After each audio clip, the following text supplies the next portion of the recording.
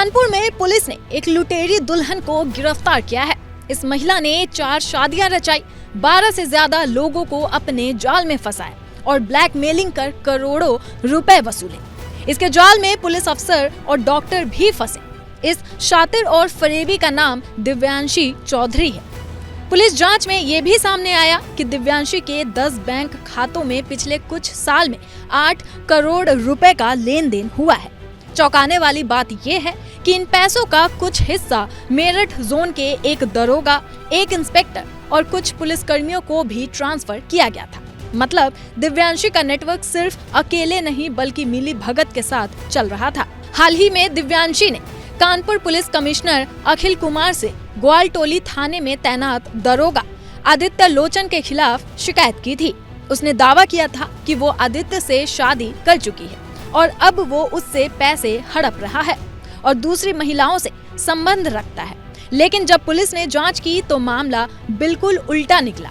ये देखिए, जो मुकदमा लिखा गया है ग्वालटोली में लिखा गया है। जो सब इंस्पेक्टर हैं तैनात भी हैं, इनका ये कहना है कि इनके खिलाफ ये महिला ने पहले मुकदमा लिखाया दहेज उत्पीड़न का, जिसमें मुकदमा खत्म हुआ। प्राइमरी जो जांच हुई, छानबीन हुई है, इसमें हुआ पता चला कि एक जो महिला जिसकी गिरफ्तारी हुई है वो शातिर है और 4 इसके पहले लोगों से शादी की थी और ब्लैकमेल करके सबसे कॉम्प्रोमाइज़ किया। तो ये भी उसी ट्रिप का शिकार हुए। उनका कहना है कि जब शादी के थोड़े दिनों बाद मुझे डाउट होने लगा उसके कंडक्ट से, उसकी चीज़ों से, फिर मैंने अकाउंट को चेक किया तो पता चला कि करोड़ों के ट्रांजेक्शन है। मैंने जब डिटेल पूछा तो बात वहाँ से बिगड़नी स्टार्ट हुई। फिर ब्लैकमेल किया कि पैसा दो रिश्ते के लिए, और जब इन्होंने नहीं किया तो इनके खिलाफ मुकदमा लिखा गया। फिर फाइनली इन्होंने वरिष्ठ अधिकारियों तक अपनी बात को ले जाके कहा, परेशान हुए। उस तथ्य के आधार पर मुकदमा लिखा गया है। पूरी तहकीकात जांच हुई है और जांच के आधार पर फाइनली अरेस्ट किया गया है, क्योंकि ये विशुद्ध रूप से ब्लैकमेलिंग का मामला है और काफ़ी पैसे का ट्रांजैक्शन करोड़ों में अकाउंट में पाया गया है। जांच में पता चला कि दिव्यांशी पहले भी 2 बैंक मैनेजरों को इसी तरीके से फर्जी रेप केस में फंसा चुकी थी। FIR दर्ज करवाकर वो अपने शिकार को जेल की धमकी देती और फिर समझौते के नाम पर लाखों रुपए वसूल कर फाइनल रिपोर्ट लगवा देती थी।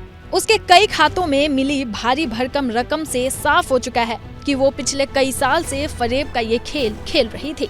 और जिन 4 लोगों से पहले मुकदमा लिखा गया था, ऑलरेडी उनसे, जैसा कि विवेचना में आया है, उनसे भी ब्लैकमेल करके पैसा लिया गया है। उसकी स्टेटस क्या है, बाकी चीज़ों का क्या स्टेटस है, ये इन्वेस्टिगेशन का पार्ट है जो जारी। तो महिला साहब शिकार हुए इसके? 4 लोग शिकार हुए। तो महिला साहब कुछ और भी लोग? अब वो उसी से पता चलेगा।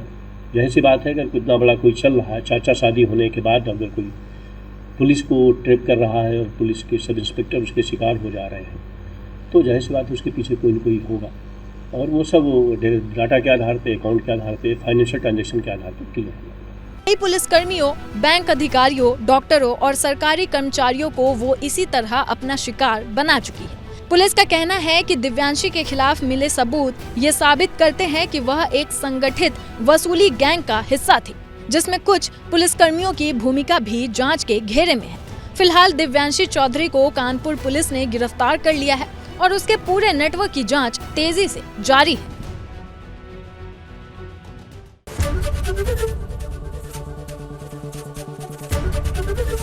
ABP गंगा, खबर आपकी, जुबान आपकी।